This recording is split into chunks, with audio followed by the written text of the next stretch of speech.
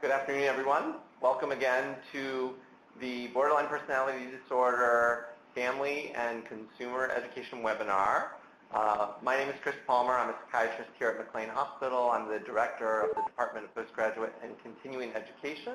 And on behalf of McLean Hospital and Harvard Medical School, it's my great pleasure to welcome all of you to tonight's webinar. Tonight we will be hearing from Dr. Alan Fruzzetti, who is an expert not only in borderline personality disorder, but borderline personality disorder in men and boys, and that will be the topic of tonight's webinar, is borderline personality disorder in boys and men. Throughout the United States, at least, and really throughout the world, it's an under-recognized problem, and he'll speak more about that. Before we get started, I have a few logistical announcements to make. For those of you who have joined these webinars before, they're all going to be the same. So your identity is concealed from other participants. Other people cannot see your name or email address or any other information about you. All of your microphones have been muted. However, we do want these webinars to be interactive, and we want to give you an opportunity to ask questions or present challenges with somebody you're dealing with. So we're going to do that in the form of chat boxes. So there's a Q&A box in your lower right-hand screen of your corner. And type in questions, type in challenging situations or cases, and we will get to as many of those as we can. If you've come tonight with a specific question in mind, feel free to type it in now, and we'll put it in queue, and we'll get through as many of them as we can. Additionally, we have several web links in the lower left-hand corner of the screen. So that first link is a link to all of the other webinars that we've done and future webinars coming up. So if you go to our home page, you can see all of the archived recordings, and you can register for future ones. The next webinar is going to be on February 9th, and that webinar is going to be given by Dr. Karen Adler. So Dr. Karen Adler already gave one webinar on communication and managing conflict, and she's going to follow it up with a more interactive session where we're going to do role plays. And so if you want to join that webinar, feel free to register at any time. You could register now. And additionally, we're going to be taking emails with questions, challenging cases, things that you might want us to role play for you ahead of time. So if you have a challenging situation, or if you remember a situation where you just didn't know what to say, feel free to email us, and we might be able to put that in the queue, role play that for you, and at least give you some ideas of maybe ways to manage interactions and communication and conflict.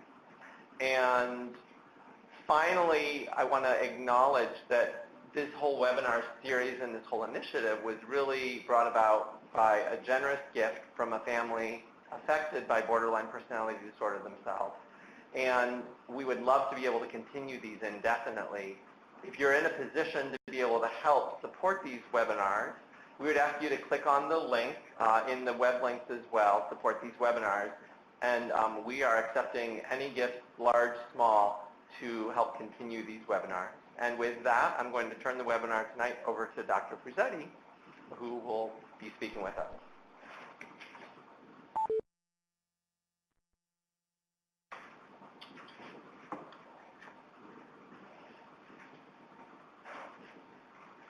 Well, thanks very much, and good evening, and welcome to everybody.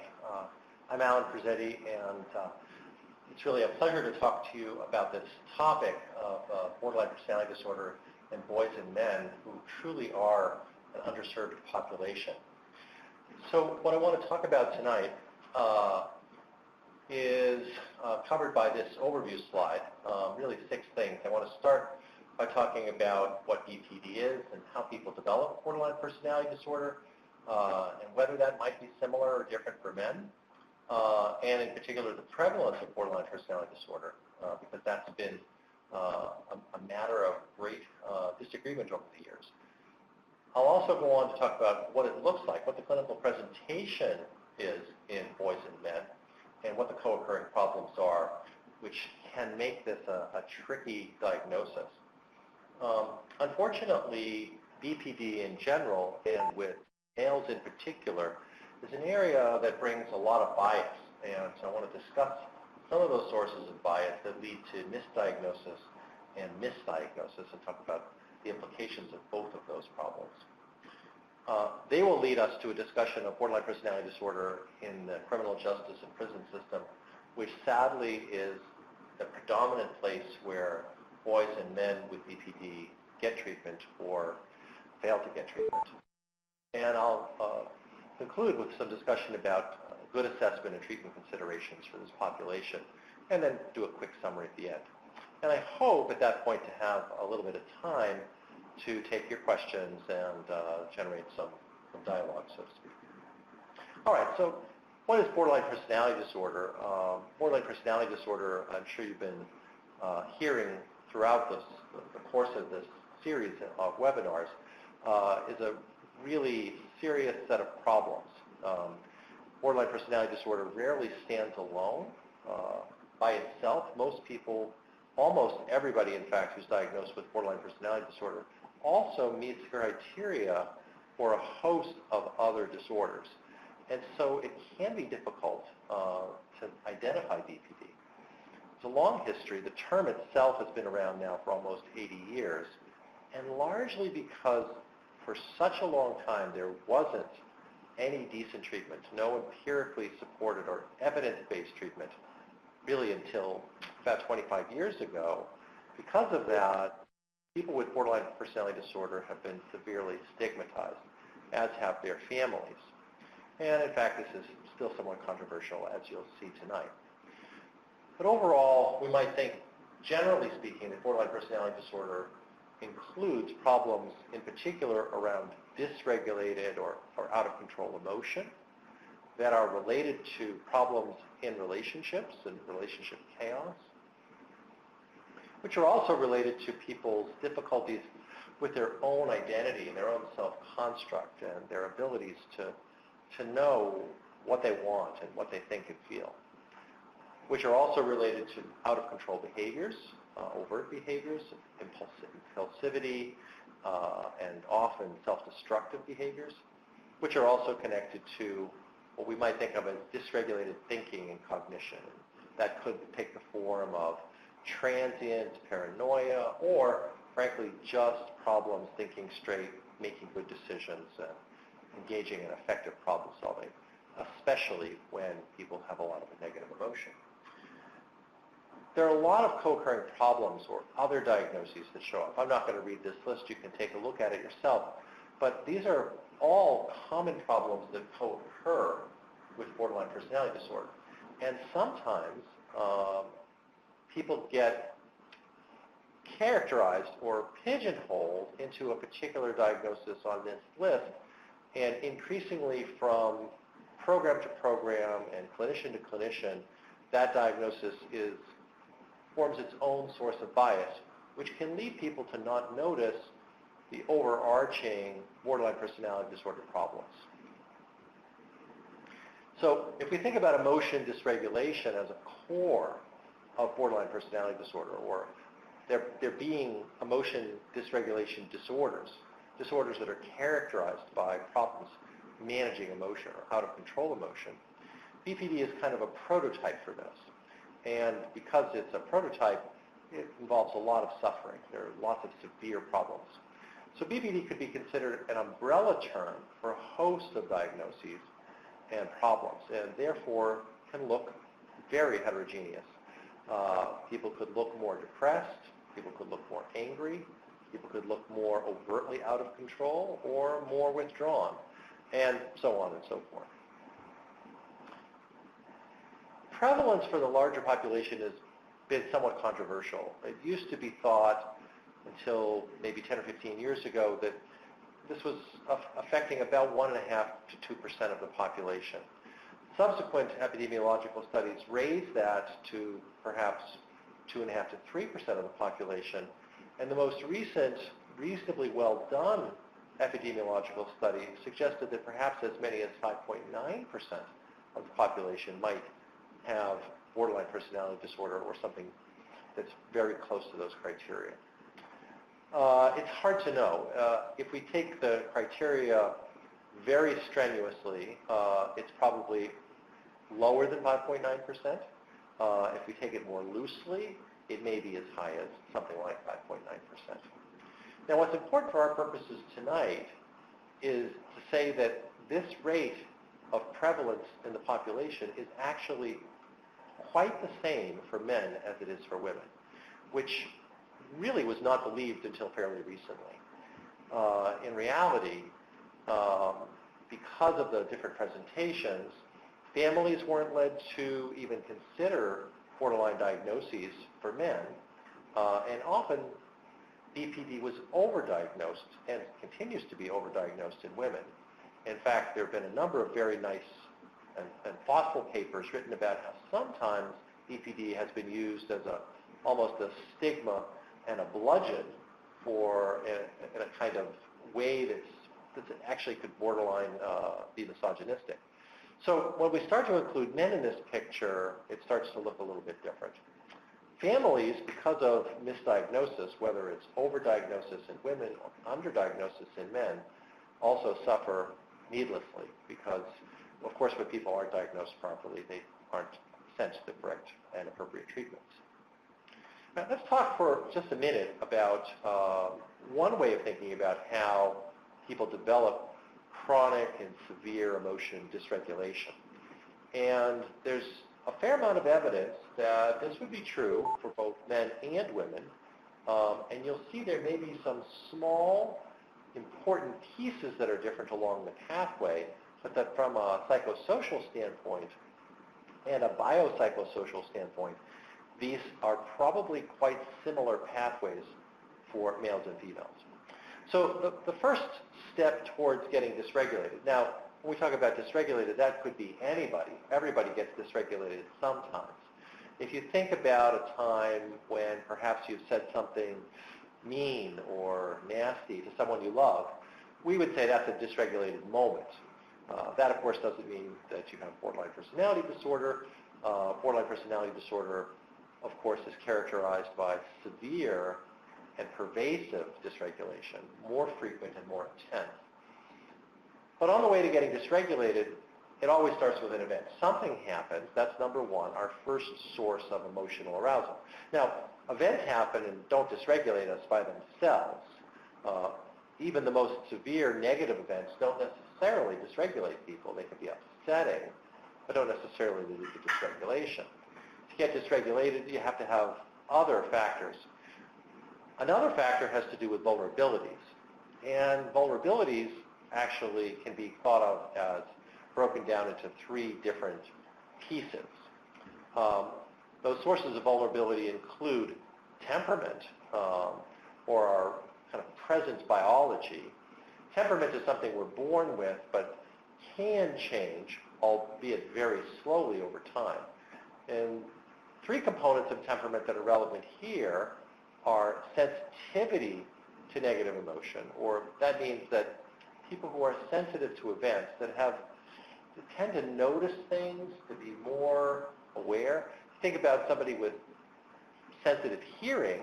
That means that that person hears things that other people don't hear. It's a relative term. Well, people who are emotionally sensitive are differently affected by events in the world than people who are less emotionally sensitive. It's, again, a relative term. So temperamentally, people become more vulnerable to getting dysregulated if they're sensitive in an emotional way. They're also more vulnerable if they have big reactions to these negative events. If you think about it, some people are relatively unflappable. Big negative event happens and it hurts, they don't like it, but they move along, they manage pretty well. Other people have big reactions. Now, with big negative events, big emotional reactions are quite normative, but nevertheless, across the course of a day or an evening, we're subjected to dozens and dozens, in fact, potentially hundreds of events every day. Everything from smiling at somebody you love and they don't notice, which might be disappointing if you notice that, to running out of your favorite cereal in the morning. That's an event for some people, but maybe for the less sensitive among us, not so much. Reactivity is about how big we react when those events occur. And then finally, from a temperamental standpoint, how long it takes to return back to our baseline, our emotional baseline before the event, varies a great deal from person to person. Some people flip right back to where they were before very quickly in a matter of a few seconds. And other people, when they get upset or dysregulated, it could take hours and hours to naturally have their emotional arousal come back to baseline. Of course, present biology makes a big difference too. How tired we are, whether we're well fed and have been eating in a healthy way, getting exercise. If we have the flu or a cold, we're more vulnerable. If we're in physical pain, we're more vulnerable. If we're over-caffeinated or under-caffeinated, actually, we could be more vulnerable to getting dysregulated. And of course, if we have medical conditions that require medical attention, not following those medical procedures and prescriptions properly, or taking drugs that aren't prescribed and aren't part of a medical regimen, can also make us more vulnerable to getting dysregulated. And then finally, our own current baseline. Just think what's been happening in the last 10 minutes or the last couple of hours. That has an impact on our current level of arousal. And of course, if our current baseline is very high, we don't have to encounter too many more negative events to push us up to the point of getting dysregulated. Okay, so high emotion vulnerability, as you can see, number 2, could leverage the negative emotion from an event and contribute to getting more negatively aroused. That might be sufficient to getting dysregulated, and maybe not. A third factor is how we process the event and our own emotion and the situation cognitively, how we make sense of it inside our heads, and in particular with something that we might call judgments. Judgments are when we tend to take a situation that has a kind of descriptive reality, like, I don't like that. Maybe it's maybe a trivial example. Gee, I don't really like that photograph. You know, I think it's too dark, or I think it's too light. Which is not judgmental, it's just descriptive. Gee, I don't like it. It's not my preference. All right. We go to the cinema, say, I didn't like that movie, or I really did like that movie. That's descriptive. Judgmental is when we go all the way to the extreme and say, you know, that was a terrible movie. Now, of course, when we say that, what we might mean is, I didn't like it. But in fact, if we're thinking the movie really is terrible, that's a judgment, because in fact, millions of people might actually like that movie. They might not be wrong. In fact, in a non-judgmental world, we would say they're not wrong. They enjoyed it, and I didn't. So judgments take a lot of information and distill it down into kind of a black and white thinking, and on or off, good and bad, good and evil, right and wrong, should and shouldn't, and make our brains go a little crazy, because in fact the world is complicated and there are levels of complexity that when we push judgments out, oversimplify, and actually contribute to negative emotion. Think about the difference between saying, gee, I didn't like that movie, as opposed to it's a terrible movie. Or when it comes to a person, you know, what you're doing is wrong, instead of, gee, I wish you didn't do that. They're really different. They have a different impact on our negative emotion. Now, notice that the arrow goes both ways between emotion and judgments. That's because when any of us have enough negative emotion, it shuts down our cortex, our brain. We can't think straight. And when we can't think in a complex way, that contributes to becoming judgmental. That's one of those few psychological facts that we've known for a long time. That was discovered in 1908, actually, this relationship between our negative emotional arousal and this kind of dichotomous or black and white thinking. So to review, it starts with an event, and that creates some emotion. If we're vulnerable, that emotion gets bigger and bigger and bigger.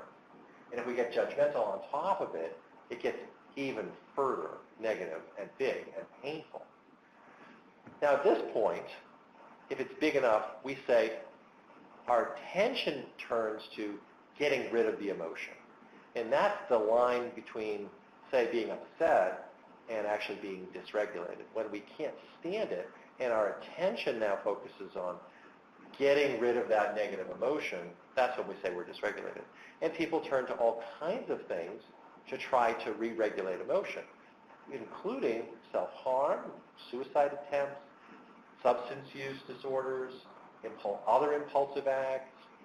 Of course, that also could include anger outbursts, trying to push away the person who's doing the thing that actually is upsetting to us, or we could withdraw and run away from the situation.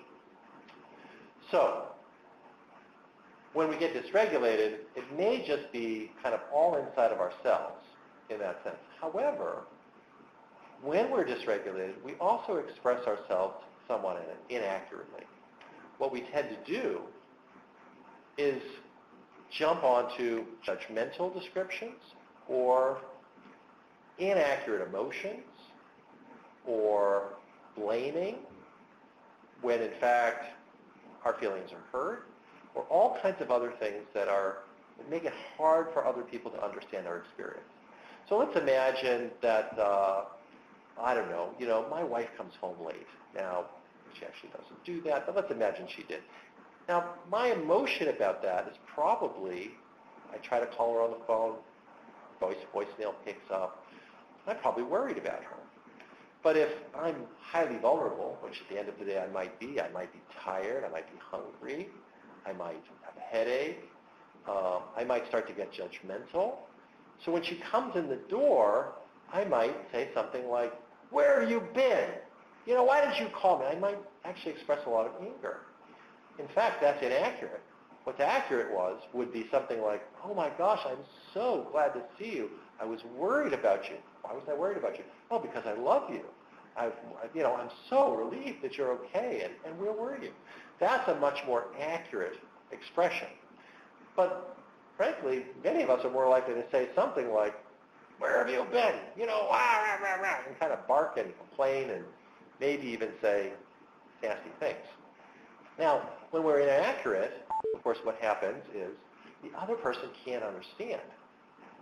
If I say something kind of nasty, it's very hard for my wife to know that I love her and I was missing her and my goodness, I was worried about her. She wonders, gee, why did I come home at all to get this kind of response? And she's very possibly going to yell back. Now, of course, the other person has his or her own emotional arousal fueling his or her own responses. They have their own vulnerabilities. They have their own judgments, which might make them more likely or less likely to become invalidating. And of course, when people become invalidating, that fuels us even more. I mean, everybody knows this, right? Being invalidated, we don't wake up in the morning and say, "Oh boy, I hope I get invalidated a few times today. It's got to be a great day." We all know that being invalidated is really painful. It hurts, especially from people that we're close to, but it can even hurt from strangers. We've done a number of studies showing that people have big negative emotional reactions, even to invalidation from strangers. Now, that can make arousal go up high enough to lead to those same dysregulated behaviors. And of course, if this happens often enough just means that we would call it pervasive. Okay, when that happens frequently enough in the relationship or across many relationships for a variety of different possible reasons, that in turn makes the person more and more and more vulnerable.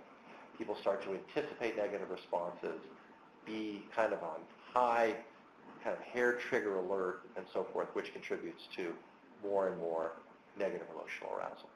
Now, the idea here, of course, is that anybody gets dysregulated sometimes. When this is a pervasive pattern, if it happens across lots of situations, lots of events, lots of different relationships, it can take on a life of its own and create something that we would call a pattern. And when that pattern lasts long enough, that's when we, in the mental health service, start to call it a disorder. So, borderline personality disorder, at least one way of thinking about this, is a result of pervasive emotional vulnerability, negative events, and negative emotional arousal that are met with invalidating responses in a kind of cycle where each makes the other worse. The more dysregulated a person becomes, the harder it is to understand their experience and their behavior. And so the more invalidating people become, and the more invalidating people become, the more vulnerable and the more negatively emotionally aroused, the more lonely, the more misunderstood people become. And this cycle continues with a lot of side effects. Okay, so one question we might say is, okay, is this different? Does this look different in males than it does in females? And the short answer is only a little.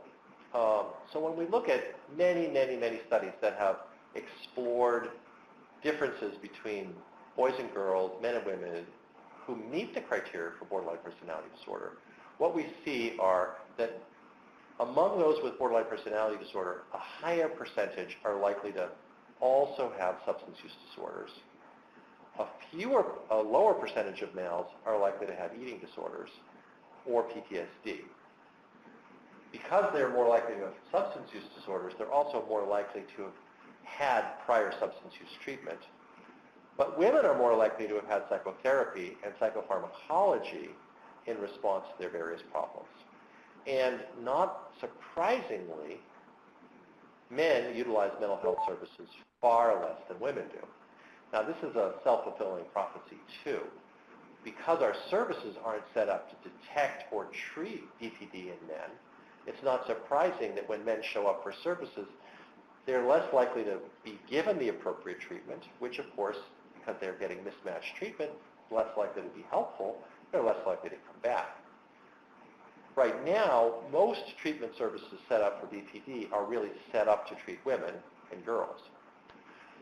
Now, that doesn't mean that those same treatments couldn't, with relatively small adaptations, mostly having to do with access, that they couldn't successfully treat boys and men. In fact, the thinking is that they could. Now, it's also a little bit controversial. It's not clear in the research literature, but it's possible that boys and men have more co-occurring antisocial traits or antisocial personality disorder, or to put it in more ordinary language, more aggression. But it's also a subject of debate. This may be an artifact of a series of biases that occur.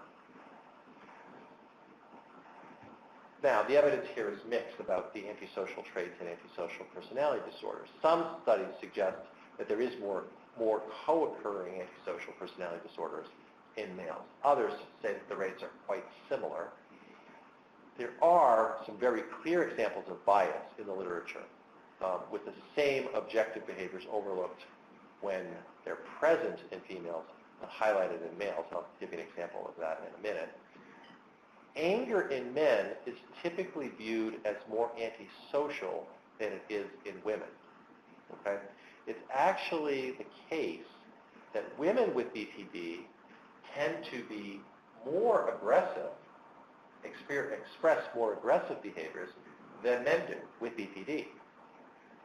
In other words, BPD actually attenuates what would be normative gender differences in aggression. So normative gender differences show a big difference between aggressive behavior, men being more aggressive than women. Those differences are far less, and often, in many cases, actually cross over, such that women can be more aggressive than men who have BPD. I'm going to give you an example of a quick survey that we did to show some of these biases. We gave a survey out. The first case was a very typical borderline case description.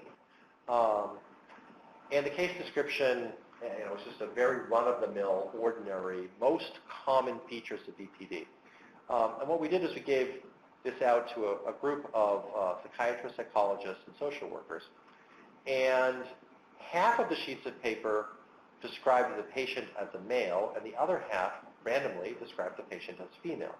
And in the description of male, used male pronouns like he and him, and the female case description, everything was identical except male or female, he's versus she's, and hims versus hers. Otherwise, it was exactly the same.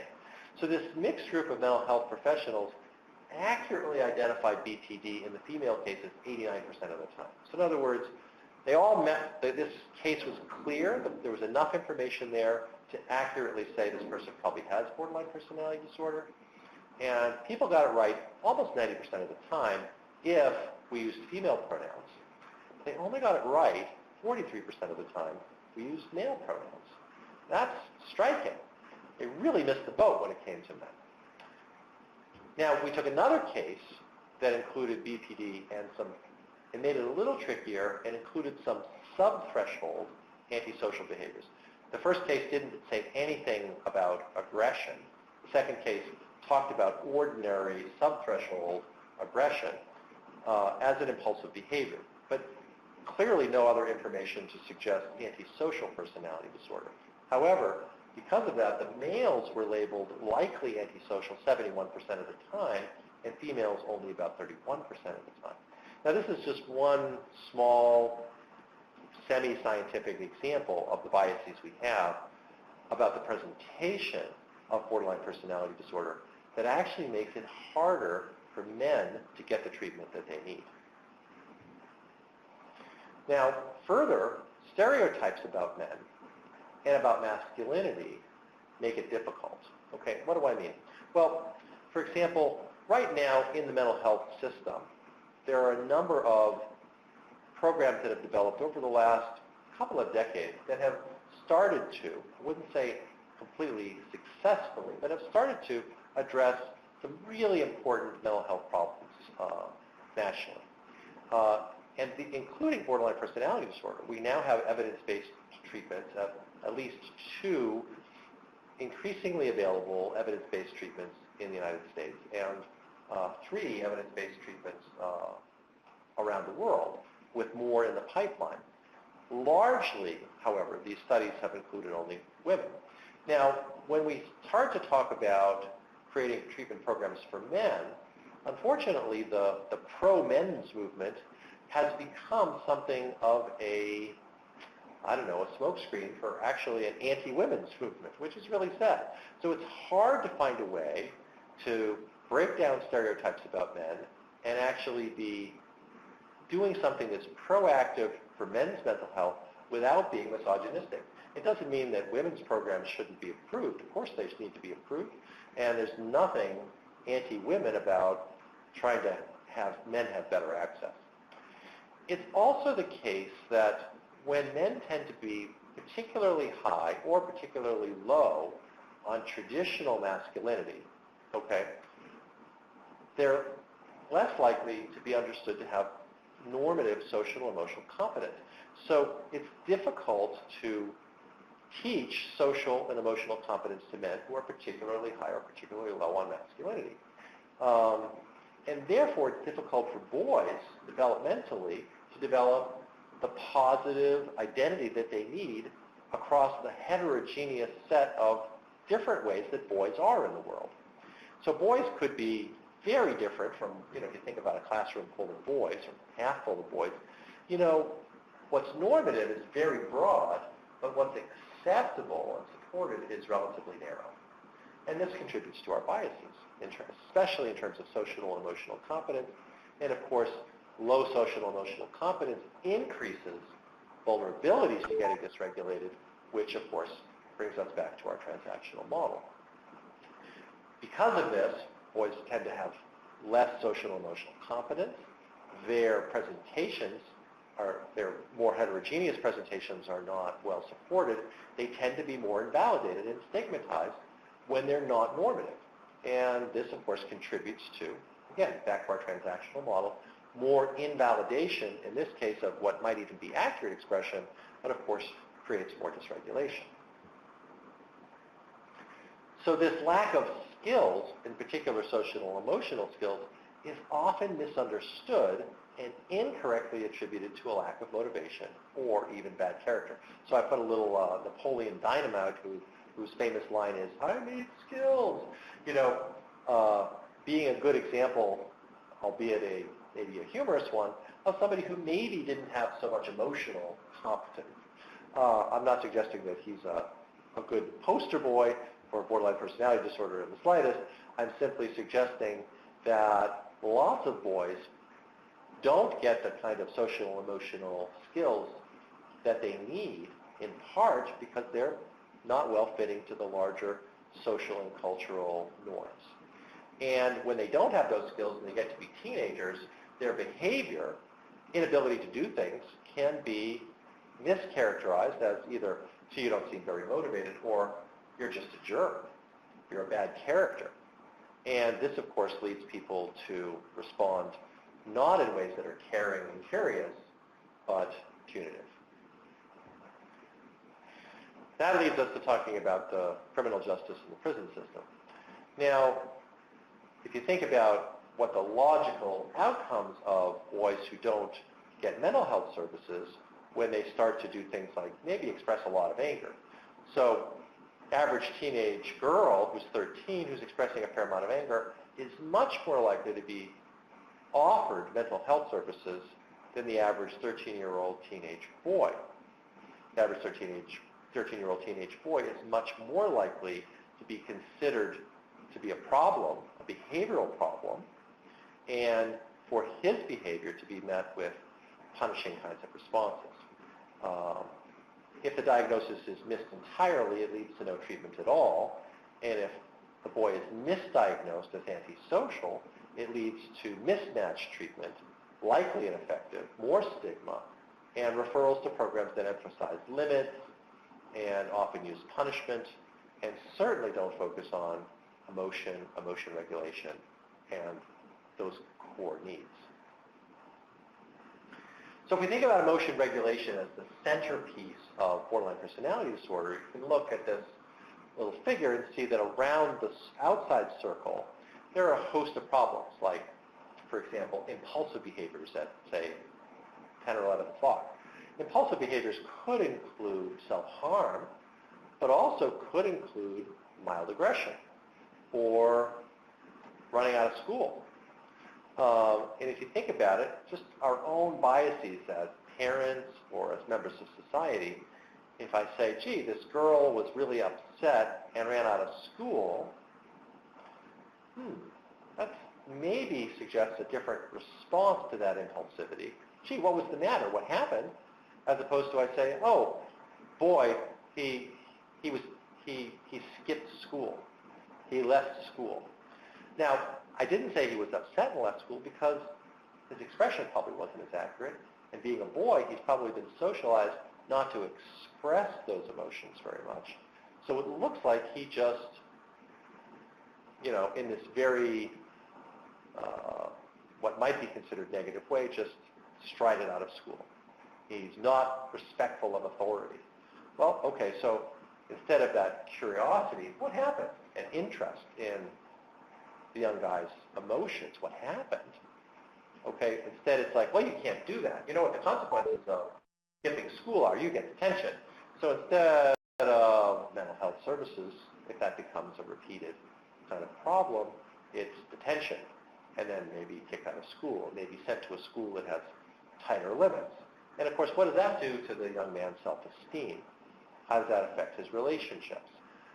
He starts to have anxiety about not being able to manage his emotion. Okay? There are all kinds of problems that can happen in response to this, including at 9 o'clock, that attempts to avoid or numb. That includes substance use disorders and other problems. So this mismatch between young boys and young men and the larger cultural norms can lead to further and further dysregulation, which in turn creates these other problems in this outside circle. Now, treatment in the criminal justice system is, let's just say it's very limited. It's rare in prisons or while on parole. My job tonight is not to be a critic of treatment in the mental health, in the criminal justice system, but I think it's fair to say that there's relatively little treatment across wide swaths of the criminal justice system, with some very important and exceptional programs as the occasional exception. There are more and more biases and stigma that are present there, and the criminal justice system certainly employs a punitive approach. This often is not necessarily an evidence-based approach or a thoughtful approach, but rather more of a folk psychology view that somehow people learn with negative consequences, with punishment. That's actually not true. We've known for almost 100 years that punishment is the least effective way to help people learn, but it's still a model that dominates our criminal justice system. We also know that people can't learn how to function well in society or in the world while they're in prison. The prison environment doesn't look like the out-of-prison environment. The pro-social things that you do to get by well in the ordinary outside-of-prison world are not the things that allow a person to survive, much less thrive in a prison environment. So when incarcerated, people start to learn more and more problematic behaviors, fewer and fewer pro-emotional and pro-social skills. And this is a huge problem. I'm not suggesting that we shouldn't have prisons. I'm, however, suggesting that people with BPD need treatment, whether they're in prison or ideally well before they end up in prison. One recent study actually found that in a kind of steady stream of admissions, one after another admissions to a prison system, that 20% of the males admitted to the prison actually met criteria for BPD. Now, people in the mental health system, that's not surprising, but that's an enormous number and very surprising to people in the criminal justice system. That suggests that as many as 20% of men in prison actually are probably not getting the services that they need for BPD. Now, assessment and treatment. Okay, given all these biases, it's very important for clinicians to do your own assessment and not be informed by too much by previous providers. Of course, previous providers have a lot of important information to offer, and facts are facts. However, it's very important to take to heart this bias prevalence. There's enormous bias out there. It may not be in the previous clinician. It might have been 10 people ago that started this young man on this pathway, and it just got built upon until now all everybody sees is perhaps antisocial behavior, and in fact to look for other things. Those other things, of course, include emotion management abilities, comfort with emotion, the ability to accurately identify and express emotion. That's important, and to help build motivation. Now, if the person sitting in front of us isn't good at emotion management, isn't good at accurately identifying and expressing emotion, doesn't seem to have much motivation, our job might be to help this person get the help that he needs through motivation and skill building. We also might understand anger rather than as something that signals danger, because it largely does not. Sometimes it does, of course, but largely does not. But to understand anger instead as an inaccurate expression of emotion. It's an expression of emotion, but not necessarily the emotion of anger. What's missing? What happened? Is anger really the thing that this person's primarily feeling, or the only way this person has to express any emotion that other people even notice? Does he know how to express sadness, hurt, worry, fear, embarrassment, humiliation? What would that look like? These are good questions, and the things we need to be assessing around before we continue to rule somebody out of treatment because of some antisocial characteristics. Now, although a lot of treatment studies have been conducted exclusively for women, almost none exist for men. There are very few. There are a few from the criminal justice system. They're very promising that actually, even as late as being in the criminal justice system, men with BPD can be successfully treated. And there are quite a few studies, although with small subsamples, that have included both men and women, most with small subsamples, lately some with a little bit bigger ones, with apparently very good outcomes. So there's just some really good news here, which includes the idea that treatments that we already have for boys and men with BPD are likely to be effective, that we already have for women and girls are likely to be effective for boys and men. Now, we don't have enough studies, we don't have enough big samples, so more treatment research is needed for men, including those with longer-term outcomes. But right now, it's very promising. It's not as though we have to start from scratch and construct treatments just for men with BPD. The treatments we have, there's at least some reasonable evidence to give us confidence that with some minor adaptations and better access, we actually might be able to serve the needs of boys and men rather well. Okay, so to summarize, the prevalence of BPD is similar in males and females. Unlike what you might have heard on the street and what was commonly believed as recently as even 5 or 10 years ago, the rates are actually very close to 50-50. Biases exist from multiple sources, including parents, teachers, guidance counselors, parole officers, police officers, judges, and mental health practitioners. And those biases tend to overdiagnose BPD in women and underdiagnose BPD in men.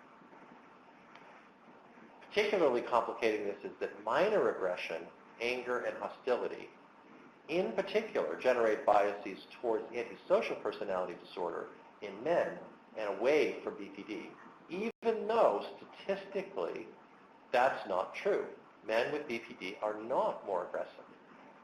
In fact, they're less aggressive than men in the larger population. Those differences are smaller. And of course, it's clear that misdiagnosis, in other words, the inaccurate diagnosis, prevents appropriate treatment. Boys and men with BPD are more likely to end up in prison. That's just clearly true. They're more likely to end up there than with good BPD treatment. Right now, BPD treatment is offered. About 90% of patients in BPD treatment are women, that's an accurate count, and about 10% are men. If in fact, let's say that the women who are getting treatment need it, and men and women have roughly equal rates, that means that 9 to 10 times as many men are not getting treatment as are getting treatment for BPD. We also need to move forward in our thinking about what it means to be a boy or a man in our society, and move forward in acceptance of the heterogeneity, the diversity in the ways that men and boys are in the world. And our assessment needs to try to shed some of these biases and include a really fresh look at the boy or young man that's in front of us, and not necessarily by what's in the record, and even necessarily what the patient says about himself, because he may be a source of bias himself. He may have given up on himself. He may think that this is not a borderline problem, but that he's just a bad person and just a violent or aggressive person or antisocial person, when in fact his antisocial transgressions might be fairly minor, and he may have something that looks a lot more like borderline personality disorder. And then finally, and more hopefully, treatments for BPD are promising for men, even though we need more research. Okay, so thank you for listening so far. We have a few more minutes, and I'm really happy to take some questions. Great. So Dr. Fruzzetti, we have a lot of questions coming in already. Oh, great. One thing that I want to highlight is that you are starting up a new center for treatment of boys and young men with borderline personality disorder. And I'm wondering, this is a very novel thing in the United States, and I'm wondering if you could at least give us a brief description of that program and what you're doing, and then importantly, how are you tweaking the treatment? Or are you just offering standard DBT as it would be offered to women, or are you doing any tweaks to the treatment, knowing that you're going to be seeing primarily boys and men? That's a great question, and I'm very happy to tell you about the program. We're really proud of it. This is a residential program for boys 15 to 21 up till their 22nd birthday. It's a dialectical behavior therapy program, which is the treatment that I've been doing for a really long time. and one of the evidence-based treatments for borderline personality disorder. We're really going to follow a textbook DBT program. So the answer is yes, it looks a whole lot like a treatment that we might offer for women or girls. And there are quite a few tweaks, in particular around this idea of trying to sort out identity for young men, for boys and young men, and we have quite a few things in our program to help them sort out their identity in a way that gets away from such negative judgments. We also have, because of the developmental differences between boys and girls at, say, age 15, we are starting skills at a little bit more basic level, not because boys are dumb, because they're certainly not dumb, but because they have not often been afforded the same social and emotional skills that girls have. So we're going to do the same things, but we're going to start a little bit earlier, and we're going to include a lot on identity. And because they're mostly teens, we're also going to try to make it fun and include a lot of movement and physical activity so that it doesn't feel just like going to school for 14 hours a day. So we're quite excited about it. Family involvement will be part of the program from day one. Parents will have a skill training group and family therapy every week, so there's lots going on. No, thank you very much. The next question, a couple of people have asked this question. In almost every webinar we've done, we get this question constantly. And it's about what do you do with the person who refuses to get treatment? I'll read you a specific case because I think it can be more meaningful and it can put some context to the dilemma.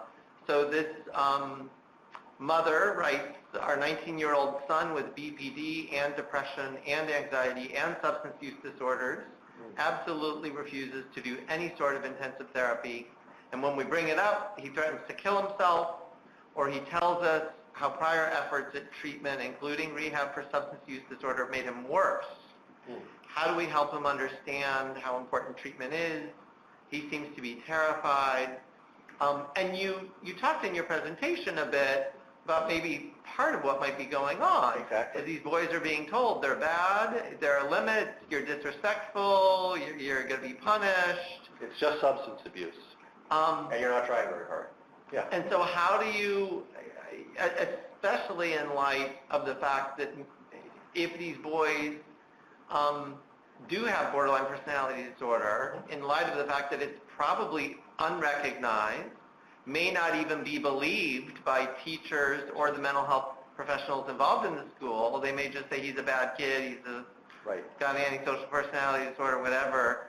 How do you think about getting more of these boys into treatment? How do you convince them to do that? Yeah, it's a great question and a terribly sad and painful question too, because there are a few things that must be harder for a parent than to have a child who's suffering that much, who either can't or won't get the treatment that might be available that could be helpful. So I would say, I guess, three different things. One is for the parent, I hope that regardless that you can get a support group or some kind of program like the Family Connections program where you can get support and help to keep yourself strong, because you have a life too, and it's a win-win. If you can stay strong, that's good for your child, and it's good for you. So take care of yourselves, number one. Number two, I think I would be super validating that, in fact, the things that he's had before didn't work. They were mismatches. The mental health system is an imperfect system. Actually, it's way worse than being imperfect. It's just, there's, depending on where you live, there may be terrific resources or no resources at all that are appropriate. So I would validate like crazy that this must have been a very painful experience to be in a treatment program that wasn't a good match for what he needed. That's number two. And I would start that dialogue right away. And then number 3, eventually start discussing the possibility of could you together look at what might be a better match, that you're not asking him to go to any treatment. You're not asking him to go to a general treatment, any psychiatry treatment. You're asking him to go to a treatment that might be a really good match for him. And can you find somebody in your community who is an expert in treating BPD, who offers one of the evidence-based treatments for BPD, who actually is interested in and willing to treat men, take men seriously? 19, I'll call him a man, he's a man cub, I suppose, in some sense. So, and if you can find somebody in your community, maybe you can convince your son to go for one visit, to check it out, to see, would this be a better match? Would he be willing to make a short term? And then leave it up to the professional to get a commitment, to make it, a palatable treatment, to show how this could actually meet his needs. This is not you being in this all by yourself. So those are the 3 steps I would suggest, that I don't know if they're like other people have suggested, who've been asked this, but in this particular case, that's what I would suggest. Great. No, I think that's helpful. So one of the points that you made during your talk was that you think sometimes anger can be maybe misidentified, or it can actually be masking or be the label for other underlying emotions. Absolutely. And so somebody's asking, what types of emotions typically present themselves as anger? So this is a parent, presumably he wants to kind of at least start to have that conversation, like maybe it wasn't just anger, maybe there was something else going on. What types of things should they be looking for or thinking about? Yeah, that's a great question. It's hard to know without knowing anything about the person, but certainly pain, whether, and I mean by, of course, physical pain often looks like anger, but emotional pain, just intense emotional pain, might be a foray into it. It may be that the person can't tell you what those other emotions are, but you could say it really hurts, doesn't it? That pain, that real hurt in an emotional sense. In a physiological sense, but not like from a physical injury. That's a place to start that's kind of generic. Shame and guilt, disappointment and sadness, both show up as anger a great deal of the time in people who have a lot of sadness or a lot of shame, and fear. In fact, it's something that we call fear aggression. We see that in people, we see that in animals, fear aggression. It looks like anger, it looks like aggression, but it's fear. So actually the sort of building blocks of negative emotion, sadness, fear, shame, and guilt, all can sit underneath that. Great. So unfortunately, it is about that time, so we're going to have to wrap up. We've had a couple of people actually follow up with wanting more information about the program and how they might find information about the program. Great. Can you let us just at least know a website or a phone number where people can get information about the program? Absolutely. The McLean website, if you go to the 3 East, you can Google 3 East Boys. Our program is called the 3 East Boys DBT program. And on the McLean website, the 3 East is a set of programs, a residential program for girls, partial hospitalization program, and an outpatient program. And the 3 East Boys is on that website, and there's information there about how to get in touch with Sarah Hunt, who's the point of contact, if you're interested in admission to the program. And of course, people with other questions can email me. My email address is my name, A. Fruzzetti, AFRUZZETTI, at McLean.harvard.edu. Great. Thank you so much, Dr. Fruzzetti. Oh, it's a pleasure. Thanks so much for having me.